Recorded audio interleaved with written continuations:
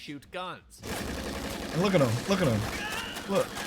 Jesus, the zombie apocalypse. Bro is really taught her how to shoot a One gun. Of the residents with the zombie apocalypse is really getting out This of boy right here, yo, he in the movie, bro, like you would have thought this man was human the way he freaking machete sliced somebody's face. That was crazy. I am so excited to start watching these, low key. I found another nerd channel, Nerd Explains. Let me know down in the comments below if any of you guys have seen The Land of the Dead. It's an old zombie film. It was like sort of like a popular zombie movie back in the day, and it also had a game which is very kind of, when you see it, even though I haven't played it, you get this like huge nostalgic feeling from it. I wish I would have played it. Like, it's one of those games, like I wish when I was, you know, younger, I would have played the Land of the Dead game, because obviously you can't get it anymore. You probably gotta like find it somehow, some way. I don't know, there's always a way. But let's do this, boys. How to beat the Big Daddy in Land of the Dead. Again, let me know down in the comments below if any of you guys have seen the Land of the Dead. Fire zombie movie. I really like this zombie movie because it shows like that even though the zombies, like, they're dead, they're undead, they still tried to develop a life even after being infected and stuff. Like, these zombies were still trying to do everyday life kind of stuff, but you know, obviously the people who are actually alive, you know, we're just murking these things every which way. So this Big Daddy dude is the leader, right? He will f up anybody who, any regular normal human being that's trying to f with zombies. Like, he comes out of nowhere, he ripping people's heads off, shooting people with guns, and like like this dude is, he's a nut, low-key, bro. And it would be so scary, dude, so scary to experience a zombie apocalypse like this, where these zombies actually can start to think. But enough talk, boys. Let's hop right into it, because I've been talking for way too long and this video is a little bit long, so let's do it. A zombie pretending to be human and attempting to communicate with other zombies. What would you do? They weren't pretending to be human. They are human. They're just a little far gone. In this How to Beat video, I'm gonna break down the mistakes the human plebs and elites made, what you should do, and how to beat Big Daddy's hordes in Land of the Dead. During the end of days, a news reporter is still doing their job. Who else loves that movie, The Night of the Living Dead? The black and white joint is fire. I like the other one too as well, the newer version of it, but I love this movie. Bodies of the recently dead are returning to life and attacking the living. It has been established that persons who have recently died have been returning to life and eating the flesh of the living.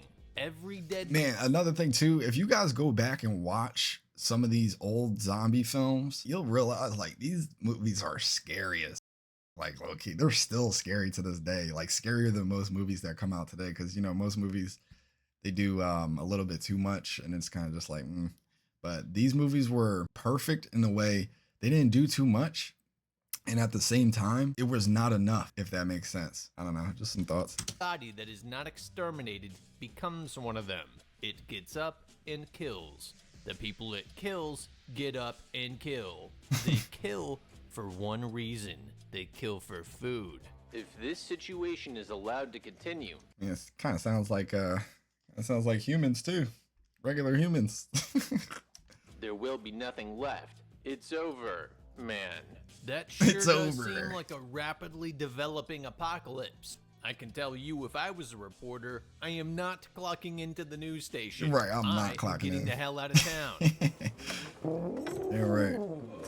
Actually, it doesn't seem so bad. What was that dude talking about? That a man had a heart attack and came at him like a spider monkey? These zombies' pants are falling down to their ankles and tripping on their own shoelaces. On that thought, you would think that starving, emaciating, decomposing zombies would all have their pants falling down to their ankles. I mean, they're not tying their waistbands. Low-key, I didn't even think about that. Like, low-key, yeah.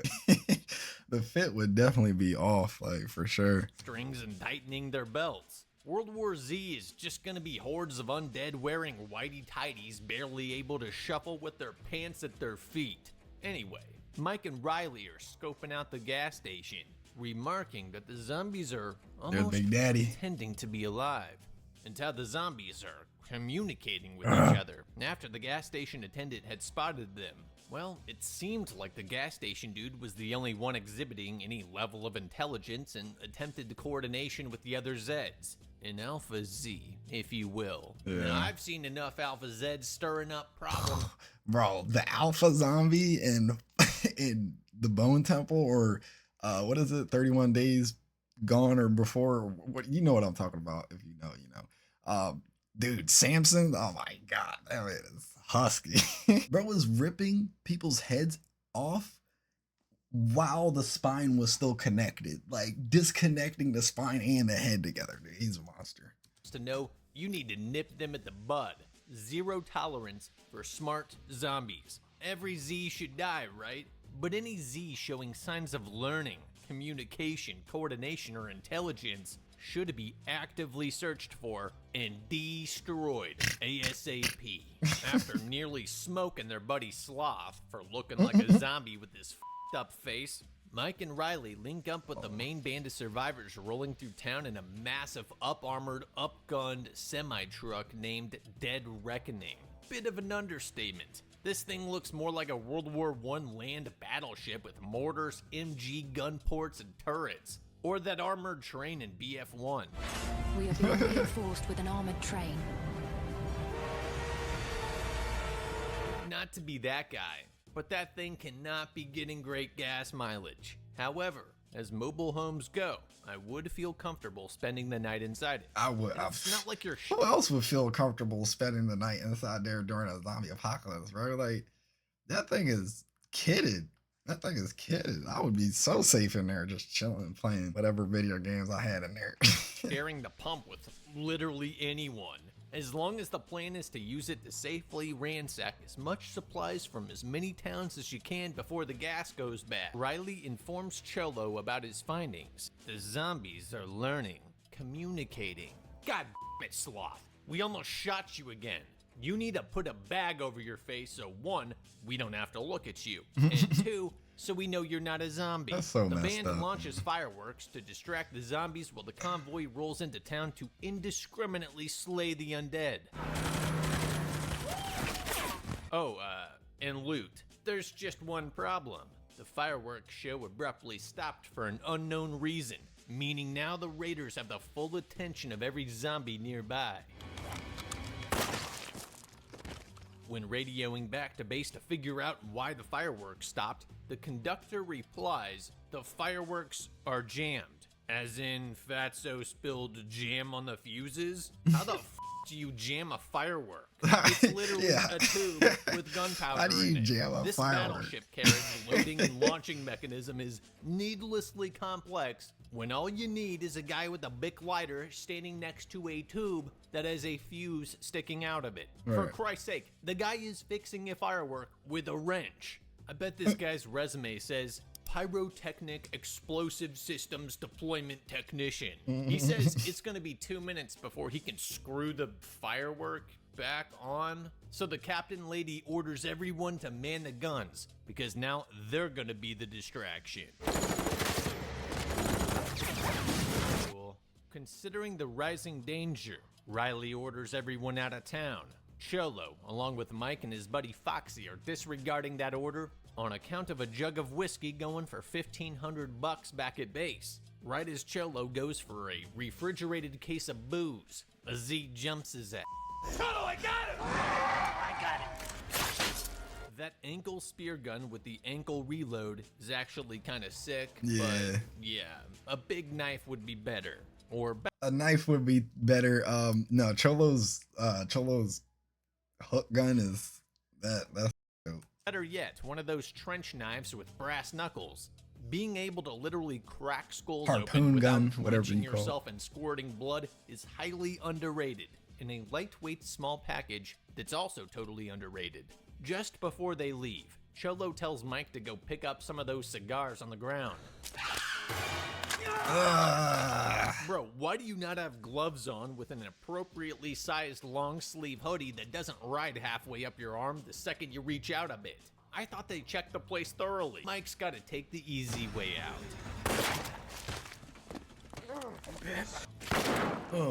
Riley orders the raiders to pack it up and cease looting for the night. One of the motorcycle dudes drives past the gas station attendant zombie that seemed to have shown a level of intelligence, and the zombie grabs the gun off his back without him knowing. How? The rifle had a sling on it. How would you not know that the rifle on your back It's gone. suddenly went missing? He probably knew, right? But he didn't want to turn around to like check to see if the rifle was really off his back, right? Like he definitely didn't want to check, especially if you ride away from a whole bunch of grouping zombies. Like, yeah, bro, come on now. Like, you're not looking back. You're not looking to go back for that thing. If he took it, it must be a recovering zombie or something wanting to defend himself. Great. Now the zombies have guns. About to be Planet of the Apes up in this bitch. It's a goddamn Styrog too. You know how rare those are? No. How did you lose a Styrog?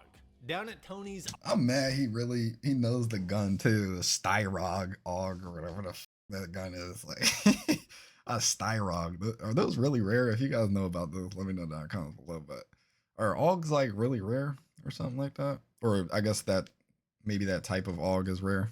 Automania used car dealership base. The mechanic is welding the fireworks. You know, so they don't jam. Right.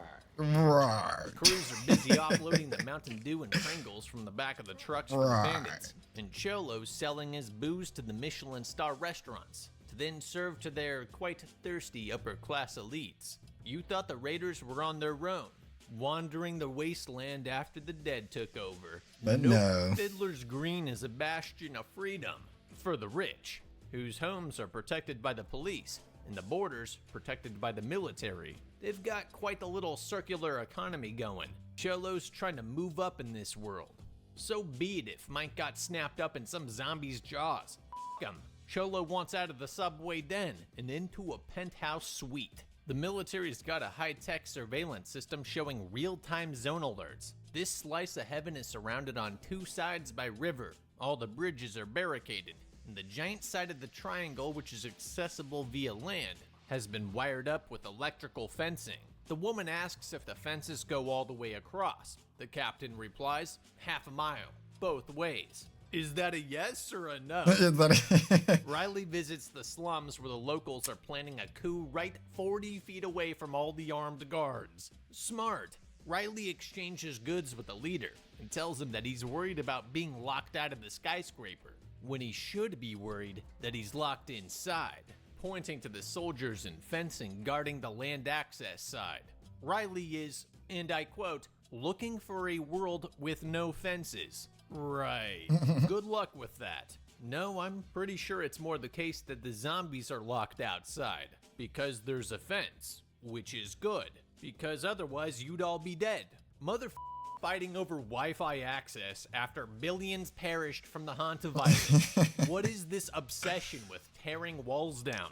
You do understand what's on the other side of that fence, right? Look at that stringy wire. If anything, you need more fences. Looks like Cholo's favorite penthouse suite just opened up after he finds his #1 customer hanging from the light. The dead dude's son and daughter or wife or whoever tries to cut him down because we're led to believe they're all highly insulated and simply don't understand the gravity of the situation that the news reporter... Which is like crazy, bro. If you're that rich, if anything, you should have the most information. You should have the most information, know exactly what to do. Money is not power. I guess in this movie or whatever, but I think it's funny how, like, you know, the rich think they're so tough, right? But then like they need people from the streets to get in there and clean up. Like, come on, bro. Briefed us all on in the beginning. Well, if anything, the people in the streets should be living in there too. Like, come on.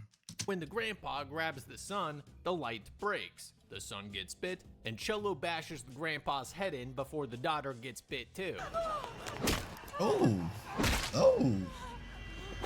That woman has zero survival instinct. Zero. And is just standing around instead of leaving the apartment. The police finally show up, so Cholo leaves the bitten son for the cop to have to get his hands dirty killing.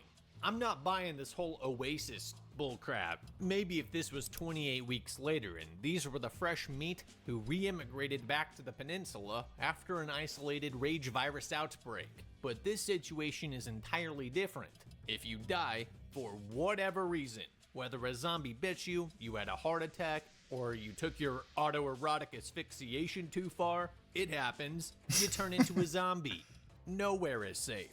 Nobody is safe. There is no insulated population because your neighbors will be randomly, suddenly turning into zombies. The police will have their hands full managing the constant threat of sweeping outbreaks. And as such, the citizens will be fully lectured, indoctrinated on the severity and potentiality of this threat, because otherwise, everyone dies. On that matter, I think everybody should be toting guns. I could understand the reallocation of citizen weaponry to those manning the walls when the other side of the fence has thousands or millions of zombies. And I still think to some degree that they should in this situation, but really, it depends on the ratio of outsider invading zombies to locals dying and turning within the walls. Because in this situation, part of the threat is inside the fence too. And considering the citizenry has no smartphones, radios, or walkie-talkies to really call 911 with, it'll be up to the closest living person to stop the threat. Always has been, I guess. As they say, police are only minutes away when zombies are seconds away. I would also think that you'd want everybody off the streets, in their own compartments, apartments. If there's no room, then put some fencing around the homeless and throw a blanket over the top. Strict curfews, because nighttime is the most dangerous, as it's harder to identify living from undead. Especially Charlie. Or not. Jesus Christ, they're taking pictures with chained up zombies and throwing adulterous wenches into cages to fight them. Riley spots the fences he hates so much and opens up on them. His bullets pass through the chain link harmlessly and hit both zombies in the head. A gunfight kicks off with the grand pimp of this fine establishment. Charlie licks the front sight post, draws down, and puts a round through the little person's head. Bonk. Ooh. It's an expert shot. The woman Riley inadvertently saves, name is Slack. Thank you. You can thank me later. As is tradition, the cops arrive after the bad guys have been killed to put the good guys in the innocent jail. Meanwhile, after dropping off the premium cigars and booze to the head honcho running Fiddler's Green, Mr. K, as they say, denies his apartment application on account of him being an uncivilized ruffian. I won't be needing this man anymore. What the f? I'm right here, dude. I won't be Seriously, needing Cholo this man hasn't even anymore. rounded the corner. He absolutely heard that. This moron cop practically sticks his pistol in Cholo's armpit. Unsurprisingly, Cholo beats his ass. What I don't get is why he didn't go back and kill Mr. K. Right, The right. man put a hit on you. You're not earning his goodwill and respect, ever. If you try to run, he will continue to send men to hunt you down with his little radio once he realizes his goon was judo chopped. If you go back, shoot him in the gut, let him bleed out and turn into a zombie, then drag the cop up there and let the Kaufman zombie bite him, you could simply tell whatever story you wanted. I showed up with booze and cigars. The door was ajar. I heard a ruckus. When I entered, I saw Mr. K zombified and eating the cop. Of course, they both attacked me. So I managed to grab the cop's pistol, and it was absolutely forced to shoot them both. Easy. Who could blame me? After all, Mr. K was an alcoholic chain smoker who was known to partake in all manners of drugs and degeneracy. I don't think anyone else of importance was really privy to Cholo's ambitions of an apartment here, and thus wouldn't be able to derive a proper motive. You were just the delivery boy at the wrong place at the wrong time. As for Mr. K, you can't find one apartment to offer up in the entire peninsula. Right, like all these buildings. Bro, that building is insane. Look at how big that building is. There's no way that whole building is filled with living people. Crazy. Not a single room. If I was Mr. K, that seems like a cheap way to keep the booze and cigs flowing and to keep a veteran marauder from seeking vengeance upon me. In any case, if you were dead set on clipping Cholo and getting sober, you tell him he's got a deal, and you'll show him his new apartment later in the afternoon. Then, when Cholo shows up to claim his new pad,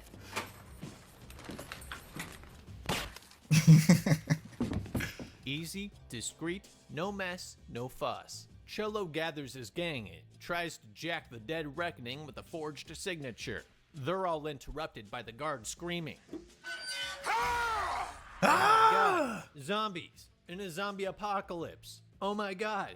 I was gonna say how stupid it was for Big Daddy and his zombie followers to bum rush the front gate, but yeah, I mean, they're zombies. Realistically, all these zombies would get mowed down. How they reached the gate without any warning or anyone in the guard tower seeing them coming, I don't know. Whatever. Cholo. But then again, you know, it's kind of like a thing of you can miss certain things that are like big, like a zombie horde coming towards you if there's a lot other stuff going on. But also, even though you're focused on that, like focused on what's going on outside and like trying to come in, because you're focused so much on that, you might miss it just by like a little bit or something. But you know, these movies, like, it's not that serious. It's just, we're just nerding out about it. Like, bro, you know what I mean? When his gang commandeer the Dead Reckoning and roll out. At which point, he radios Mr. K to inform him he's got until midnight to drop off $2 million cold hard cash at the docks, or he's launching a salvo of missiles. Them boys still talking about money even after the zombie apocalypse then tore down the whole world. Where are you gonna use that money, dude? Where are you using that money? Like, I get it, like you need some type of like currency to keep society in a controlled kind of state, I guess, right? Come on now. Money in a zombie apocalypse, they bullets is cash. Into that big beautiful skyscraper. I have no idea what the cash is for. There's nowhere to use it except Fiddler's Green, right, like, where you are very much unwelcome now. If Mr. K was intelligent at all, he would have left the tower, given that he knows you have a rocket launcher aimed right at it. Destroying the tower as a message is an option, but then you have no cool skyscraper to live in. There's no point in destroying Fiddler's Green because you want to live there. Right. You don't destroy the castle, you kill the king. And in response, Mr. K enlists Riley and his friends to go hunt down Cholo, accompanied by his best soldiers, a bullfighter, a cop chick, and Meal Team 6. The zombies are gonna love you. Yeah. Riley's happy to oblige as long as he gets a car with enough fuel and ammo to head north where he can homestead in peace. Get this, Mr. K knows Riley wants out of this oasis and had even confiscated his car to stop him from leaving, and now is handing him the keys to a truck with fuel and ammo so he can go bring his Dead Reckoning armored truck back. You see the problem? Yeah, Riley's not coming back. Those goons you sent with him, he will shoot them in the back the second he has an opportunity. I'm sorry, but this was never gonna work out in your favor. Outside, they find the complete carnage from the initial zombie invasion, and Charlie saves Slack's life. Talk about a money shot. You do realize you can just tell me, get down, there's a zombie behind you, and the time it took you to line up a shot and curve the bullet around my earlobe. And you do realize it's not just the bullet that comes out of the muzzle, but also hot, high-pressure gas, burning gas, unburned powder particles, small bits of lead, copper jacket material, carbon residue, a whole lot of nasty that you blew directly into my eyeballs, you hole. Oh, and it's loud as hell. Nelson, cover this way. What's the matter with you? Huh? Wait. Oh, he's deaf. He says it's my fault. Then another zombie walks up behind Charlie. God damn. Okay, how about you both go back to back so that you both have clear sight lines and fire lines and don't have to shoot past each other's heads. Right. Holy hell. I know Charlie is slow because a fire melted half his brain, but the prostitute should really know better. I don't even get why they split up. I get leaving a guy out front of security to provide early warning in case another horde shows up so they don't all get boxed in. However, we need to search this place, get guns and ammo, and roll out. Problem is, it's dark, full of zombies, and they only have one flashlight. Really, how I'd approach this initial ammo loot run is shine the flashlight around a bit. If I get the sense there's zombies inside, I would Well, if it's a loot run, yeah, I guess you don't want to throw a grenade in there, but throw a flashbang in there or something.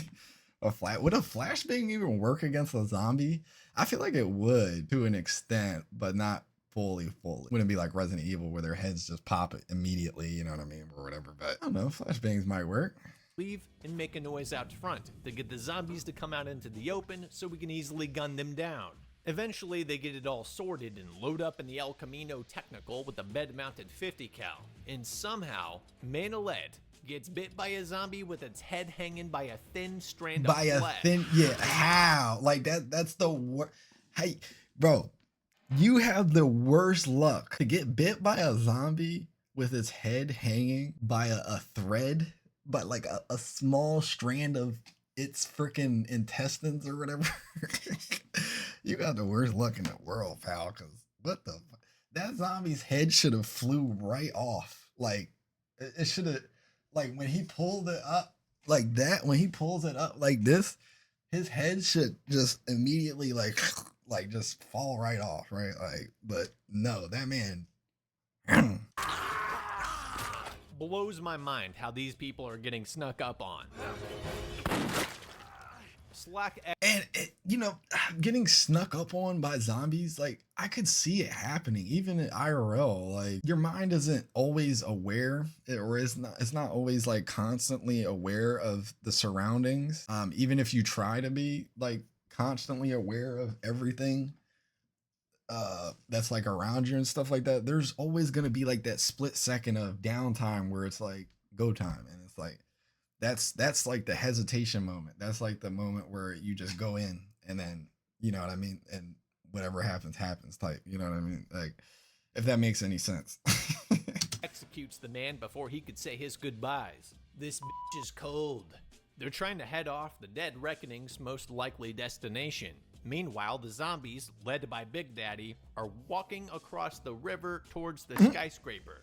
Wait, if the water was that shallow, why the hell was it unguarded? The Z's caught Fiddler's Green residents with their pants down too. Big Daddy's even teaching the other zombies. They're ripping their heads from their spine, just like Samson too. Like these zombies were nothing to play with. Had to shoot guns.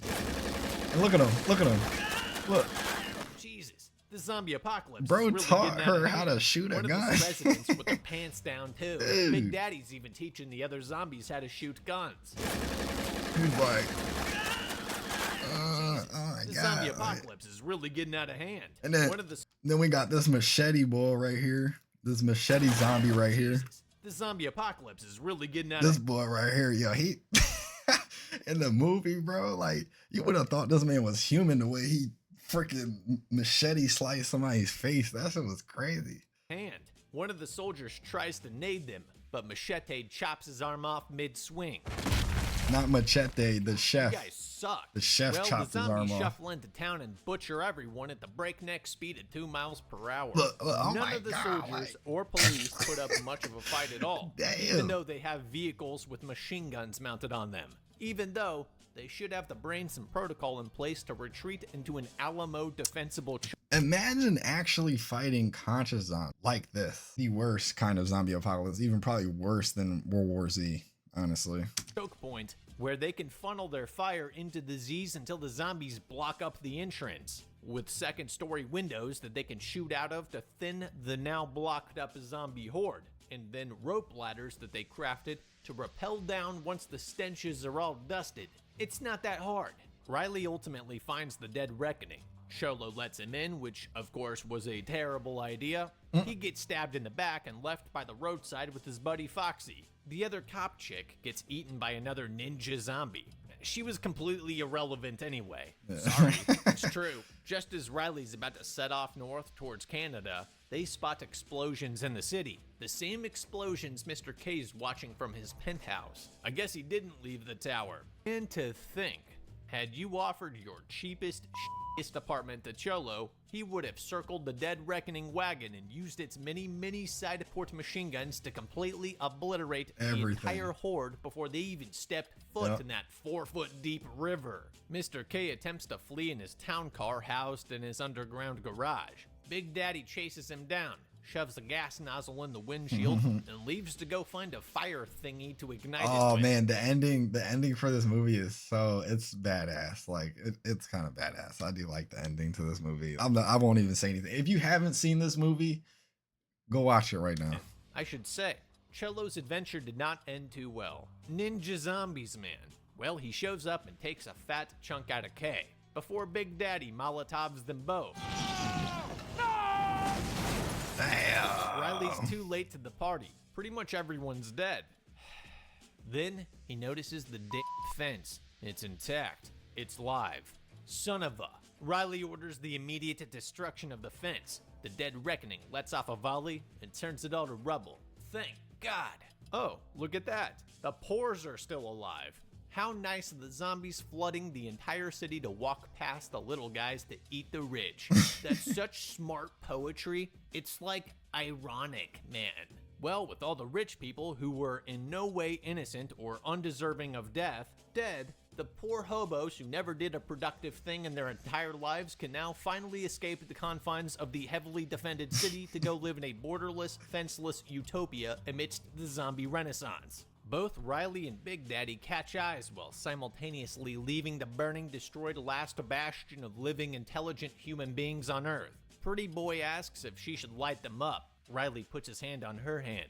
No, they're trying to find a home, same as us. I would put a bullet in the back of Riley's head right after he said that.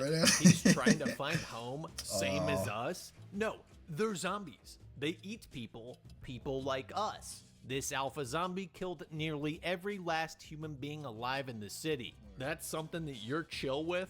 Oh, but the humans killed the innocent zombies first. So the humans are really the bad guys. They're the real evil. It's not their fault for getting infected, right?